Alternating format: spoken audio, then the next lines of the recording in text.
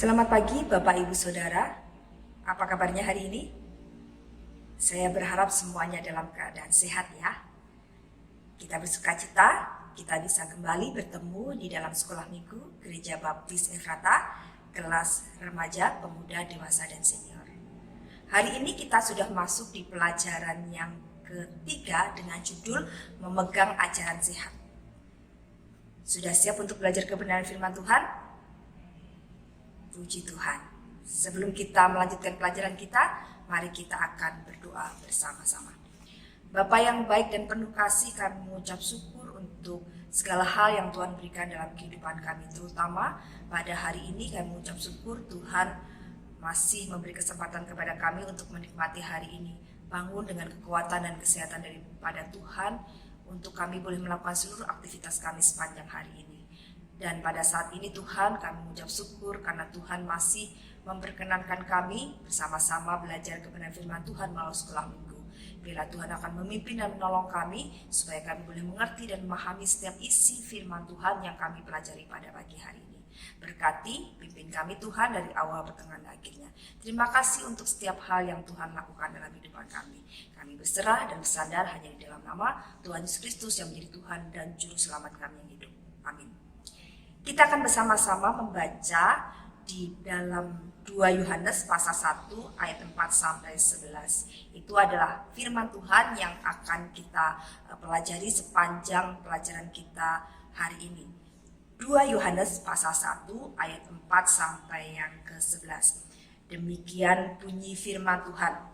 Aku sangat bersukacita bahwa aku mendapati bahwa separuh dari anak-anakmu hidup dalam kebenaran sesuai dengan perintah yang telah kita terima dari Bapa.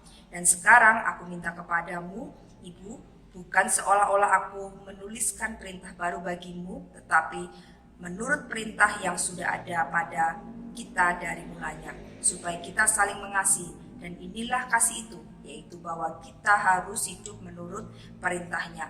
Dan inilah perintah itu, yaitu bahwa kamu harus hidup di dalam kasih, sebagaimana telah kamu dengar dari mulanya.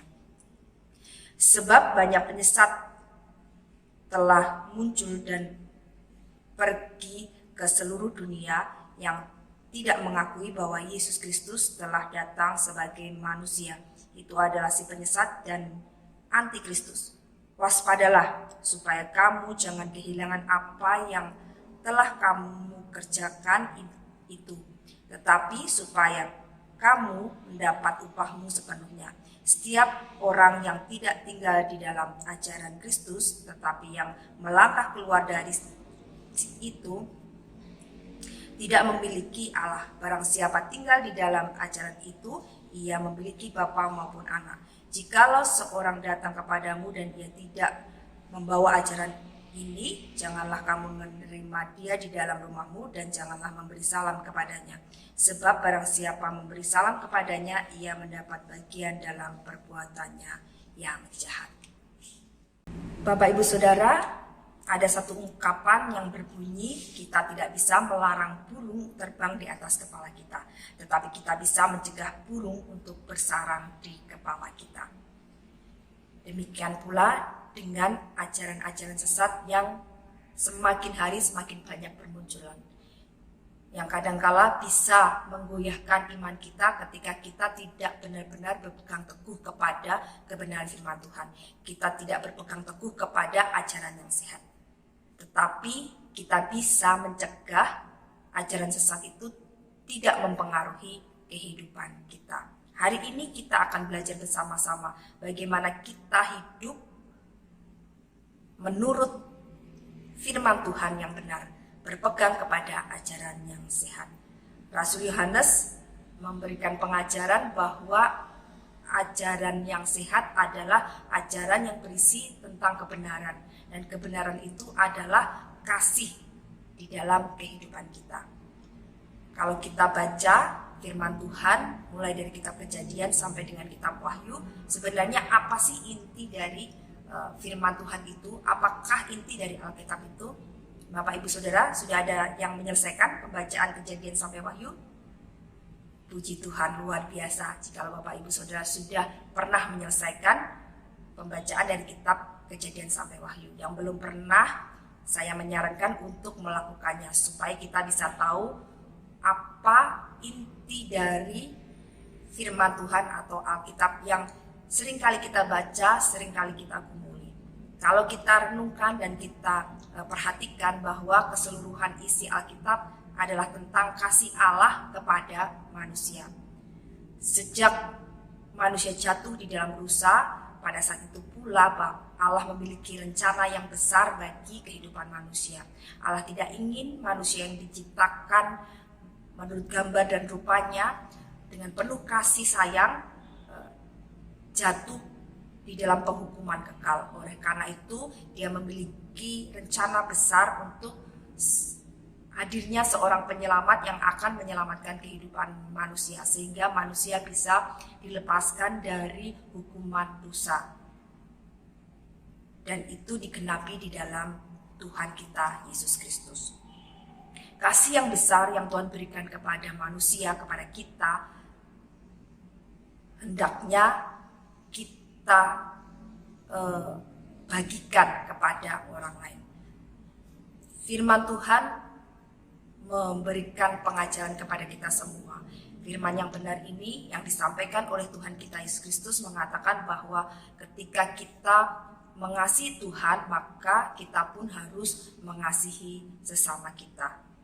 Jadi bisa diartikan bahwa kebenaran dan kasih adalah satu kesatuan yang tidak bisa dipisahkan. Ketika kita tidak bisa mengasihi sesama kita, kita masih memiliki kebencian, kita memiliki dendam terhadap sesama kita, maka kita masih belum hidup dalam kebenaran. Surat Rasul Yohanes yang kedua ini diawali pada ayat yang keempat tadi diawali dengan kata sukacita. Kasih yang besar yang dimiliki oleh setiap orang percaya akan diwujud nyatakan menjadi sukacita yang besar ketika ada saudara-saudara kita, orang-orang di sekitar kita yang menerima Tuhan Yesus, yang menerima keselamatan di dalam kehidupannya.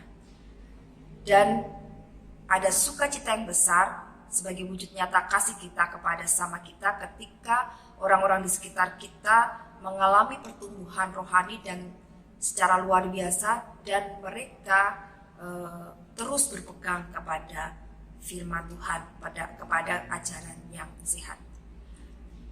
Demikian pula yang dinyatakan Rasul Yohanes kepada jemaat yang menerima suratnya. Dia bersukacita oleh karena jemaat di sana terus bertumbuh, berkembang, dan sebagian dari mereka tetap berpegang kepada ajaran yang sehat. Tetapi Rasul Yohanes bersedih ketika ada beberapa di antara mereka mulai menganut kepada ajaran-ajaran yang tidak benar, mulai menyimpang dari kebenaran firman Tuhan. Oleh karena itu Rasul Yohanes mengingatkan kepada gereja tersebut supaya mereka terus berjaga-jaga dan waspada akan pengajar-pengajar sesat, ya.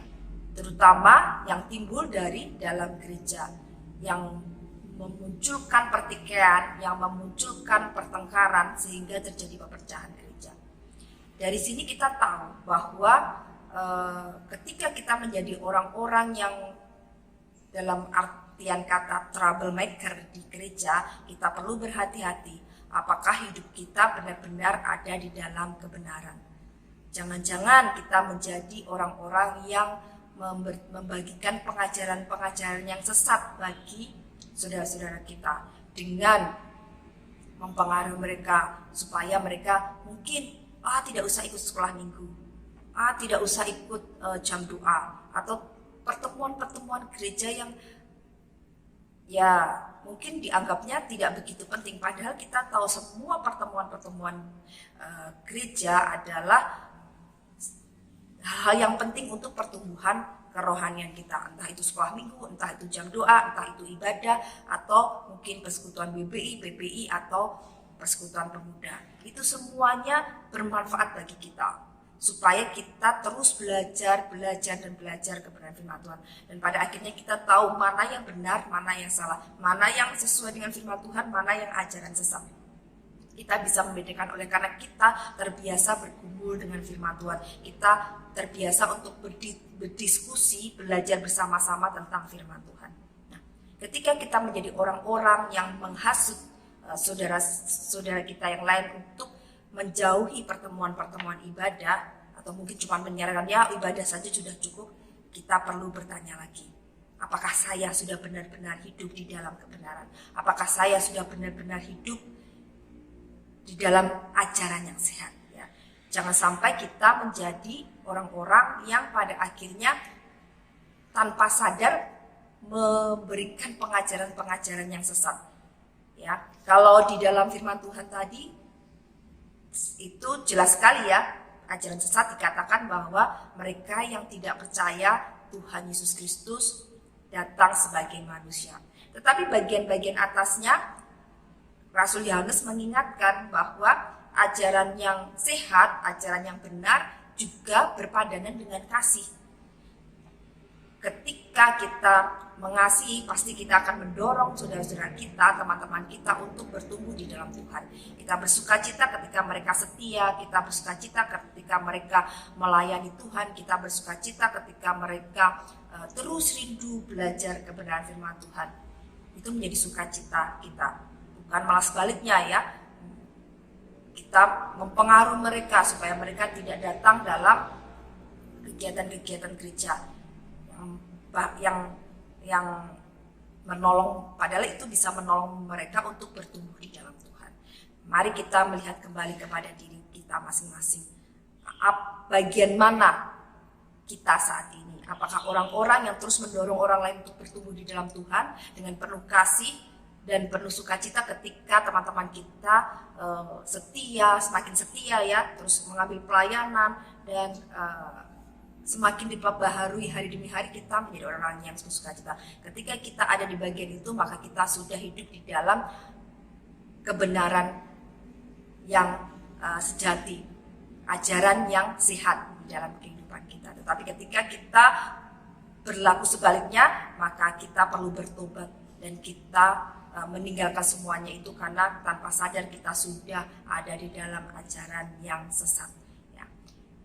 Hari ini kita diingatkan bahwa kebenaran dan kasih adalah suatu hal yang tidak bisa dipisahkan. Ketika kita hidup di dalam kebenaran, pasti kita memiliki kasih yang besar kepada sesama kita. Bagian yang kedua adalah waspada akan ajaran sesat. Seperti yang dikatakan oleh Rasul Yohanes bahwa secara nyata ya, ajaran sesat itu adalah ajaran yang tidak mempercayai bahwa Yesus datang sebagai manusia. Sekarang banyak sekali ajaran-ajaran sesat yang muncul ya, bahkan didasari dari kebenaran firman Tuhan dari Alkitab ya. Seperti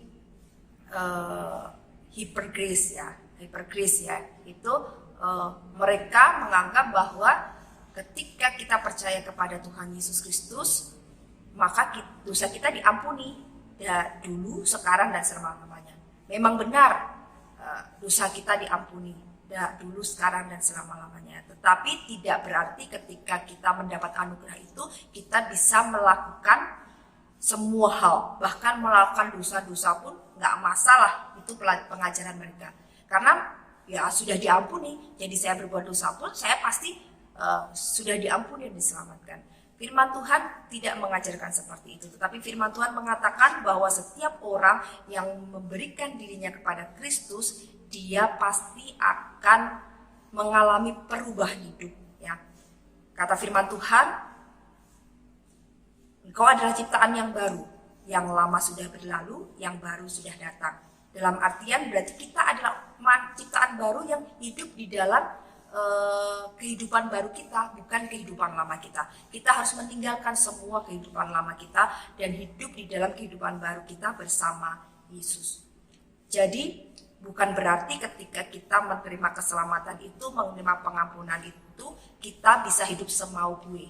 seenaknya sendiri. Tidak, tetapi kita tetap harus ada di dalam kebenaran firman Tuhan.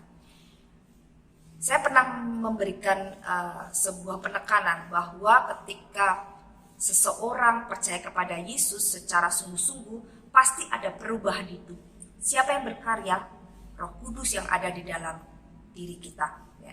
Seperti yang disampaikan oleh Tuhan Yesus Kristus, ketika kita ada di dalam pokok anggur, maka kita akan berbuah-buah. Ya, jadi ada perubahan hidup, ada sesuatu yang baru yang terjadi dalam kehidupan kita. Mungkin kita tidak menyadarinya. Yang dulu mungkin kita suka mengumpat, suka marah, hari berganti hari, bulan berganti bulan, tahun berganti tahun, tanpa kita sadari, ternyata kita bisa mengendalikan emosi kita. Kita tidak lagi mengeluarkan kata-kata kasar, kotor, dan suka mengumpat. Ya, kalau kita lihat, kita flashback ke belakang ya, oh ternyata saya sudah tidak seperti itu.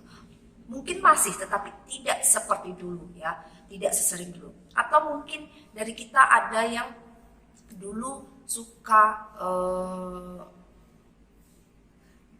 ngomongin orang, bergosip gitu ya. Tapi ketika kita sungguh-sungguh menyerahkan hidup kita kepada Tuhan Yesus Kristus, tanpa kita sadari, kita tidak lagi suka bergosip. Kita tidak lagi suka membicarakan orang. Ada perubahan hidup ya. Kita lebih suka berdiskusi tentang hal-hal yang baik, hal-hal yang positif, hal-hal yang membangun satu dengan yang lainnya. Nah, itu terjadi tidak seperti membalik telapak tangan, tidak, tetapi itu dalam proses waktu yang panjang. Dan ketika kita melihat kembali ke belakang atau flashback dalam kehidupan kita, kita tahu bahwa oh ternyata saya sudah berubah.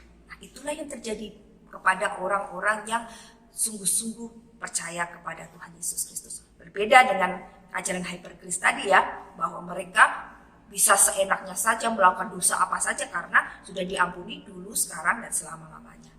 Tetapi dalam firman Tuhan jelas sekali dikatakan bahwa ketika orang mengaku percaya kepada Tuhan Yesus Kristus, maka ada perubahan hidup dalam kehidupannya. Yang lama sudah berlalu, yang baru sudah datang. Itulah yang terjadi. Ya. Jadi kita perlu berhati-hati dengan ajaran-ajaran yang muncul saat ini. Bahkan dari akar kekristenan ya. Sekarang marak LGBT. Bagaimana dengan gereja-gereja Tuhan? Ketika kita memegang ajaran yang sehat, maka kita tidak akan melegalkan LGBT itu. Tetapi kalau kita perhatikan, sayangnya ada gereja-gereja yang melegalkan LGBT itu. Bahkan ada pendeta yang mau memberkati pernikahan antara pria dengan pria dan wanita dengan wanita. Dan firman Tuhan jelas mengatakan bahwa Tuhan hanya menciptakan dua pribadi, yaitu pria dan wanita. Dan mereka dipersatukan oleh Tuhan. Di dalam firman Tuhan tidak ada yang menyebutkan bahwa pria dipersatukan dengan pria, wanita dengan wanita. Tidak ada. Tetapi Tuhan mempersatukan pria dan wanita.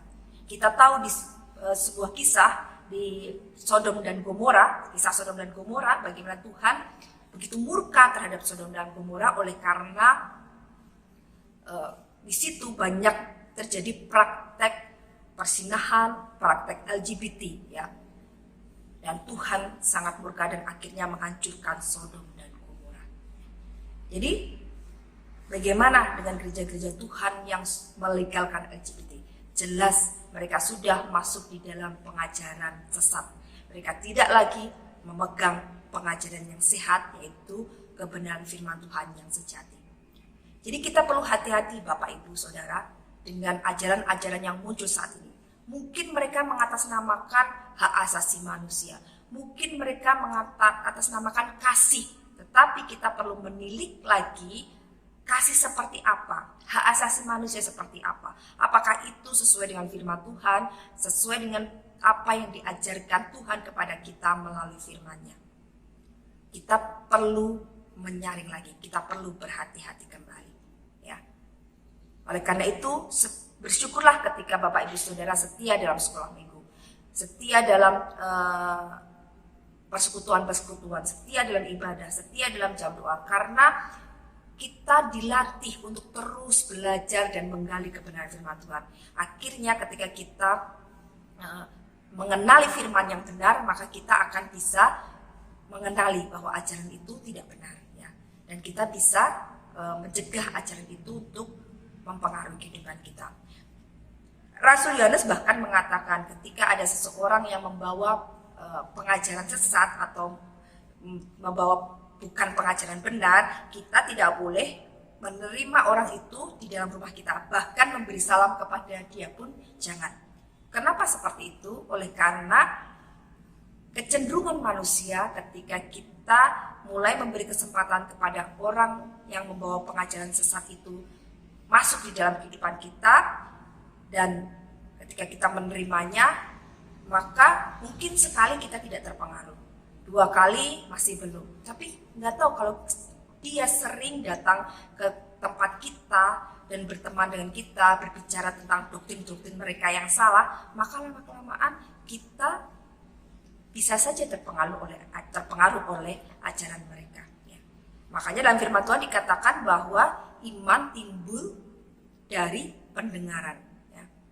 Karena setiap kita mendengar sesuatu hal, maka itu akan tersimpan di dalam hati kita dan itu akan mempengaruhi iman kita. Seseorang yang sering mendengar kata-kata kotor, kata-kata yang sia-sia, mungkin pada sehari-harinya dia tidak mengeluarkan kata-kata itu. Tapi ketika dia sering mendengar dan tersimpan di dalam hatinya tanpa dia sadari, terpicu oleh suatu hal, maka kata-kata kotor itu bisa keluar dari mulutnya. Mengapa latah itu menular? Ya karena sering mendengar, akhirnya tanpa kita sadari kita ikut-ikutan latah seperti teman kita. Oleh karena itu Rasul Yohanes mengatakan bahwa jangan sekali-sekali membiarkan orang yang membawa pengajaran sesat itu masuk ke dalam rumahmu. Bahkan memberi salam pun tidak, supaya kita tidak bergaul akrab dengan mereka.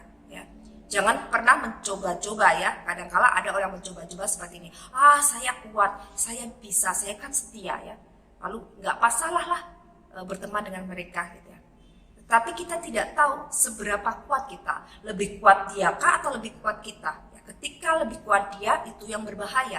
Kita bisa terpengaruh oleh pengajaran-pengajarannya dan mulai meninggalkan ajaran yang sehat, mulai meninggalkan kebenaran firman Tuhan. Oleh karena itu, daripada resiko ya, daripada kita akhirnya terpengaruh oleh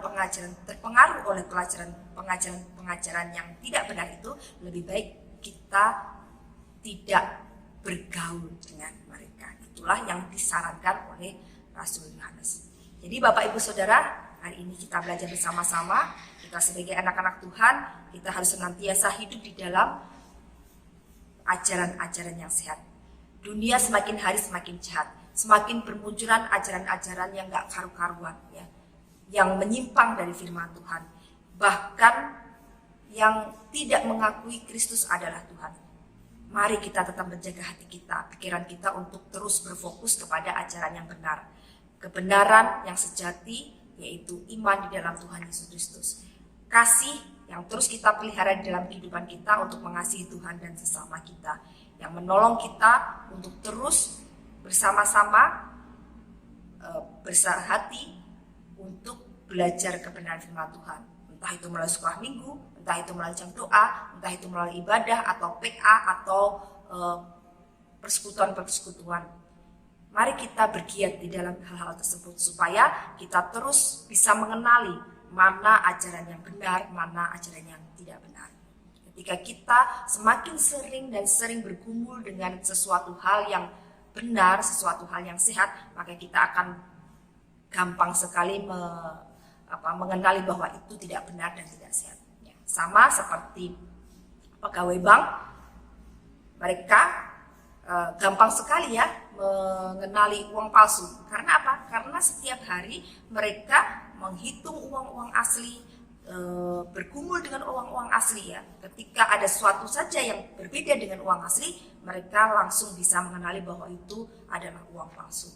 Demikian pula di dalam kehidupan kita orang-orang percaya. Mari kita terus berkumpul dengan hal yang benar, hal-hal yang sehat dalam pengajaran, ya, kebenaran yang sejati firman Tuhan Allah yang hidup. Ketika kita bertemu dengan sesuatu hal yang tidak benar, maka kita bisa langsung mengenalinya. Mari Bapak Ibu Saudara terus bergiat di dalam pembelajaran firman Tuhan, supaya kita menjadi anak-anak Tuhan yang terus hidup di dalam kebenaran firman Tuhan, hidup di dalam ajaran-ajaran yang sehat. Amin. Mari kita berdoa bersama-sama. Bapa, terima kasih untuk hari ini. Kami mengucap syukur, kami diingatkan supaya kami terus hidup di dalam ajaran-ajaran sehat, dengan terus setia belajar kebenaran firman Tuhan, baik melalui sekolah minggu, melalui ibadah, atau melalui jam doa, atau melalui kegiatan-kegiatan gereja yang lain yang menolong kami untuk terus mengenali isi firman Tuhan yang benar di dalam kehidupan kami. Dan ketika kami bertemu dengan ajaran-ajaran yang sesat, ajaran-ajaran yang tidak benar, kami langsung bisa mengenalinya dan kami menolaknya. Terima kasih Tuhan untuk pembelajaran hari ini, dan biarlah kami menjadi anak-anak Tuhan yang terus melakukan firman Tuhan dalam kehidupan kami, mengasihi Engkau, mengasihi sesama kami, karena itulah bukti bahwa kami hidup di dalam ajaran yang benar, di dalam ajaran yang sehat. Karena itulah perintah. Terima kasih Bapak, terima kasih. Terus jaga hati pikiran kami supaya semuanya hanya diisi oleh hal-hal yang baik, hal-hal yang benar, yang sesuai dengan firman Tuhan. Dan kehidupan kami menjadi kesaksian dan berkat bagi orang-orang yang ada di sekitar kami. Terima kasih Bapak, terima kasih. Ini kami serahkan kehidupan kami sepenuhnya di dalam nama Tuhan Yesus Kristus sebagai Tuhan dan Juru Selamat kami yang hidup. Amin. Selamat pagi, sampai jumpa di sekolah minggu depan. Tuhan Yesus memberkati.